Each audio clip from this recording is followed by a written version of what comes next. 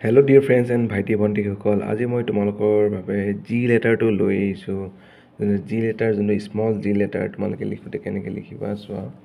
G letter লিখোঁতে সদায় তুমি এইটোৱে কৰি লুপটো সদায় ওপৰলৈকে কমপ্লিট কৰি দিবা।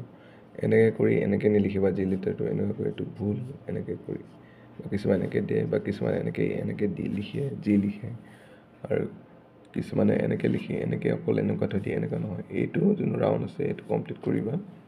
যোনটো এ নিচিনা আছে এই ধুনীয়াকৈ এ কমপ্লিট কৰি একদম আৰু লুপটো একদম ওপৰলৈকে এইটো লাইনলৈকে লুপটো আনিবা, ঠিক আছে। এইটোৱে বেষ্ট ৱে, তেতিয়াহে তোমালোকৰ ভাল মাৰ্কছ আহিব। এইটো যোনটো এইটো মাৰ্কছৰ এইটো ষ্টেম হয়, ঠিক আছে। এইটো মাৰ্কছ যিমান ওপৰলৈকে কমপ্লিট কৰিব সিমানলৈকে ভাল মাৰ্কছ আহিব, আৰু মানি বেগৰ নিচিনা এইটো হয়, ঠিক আছে।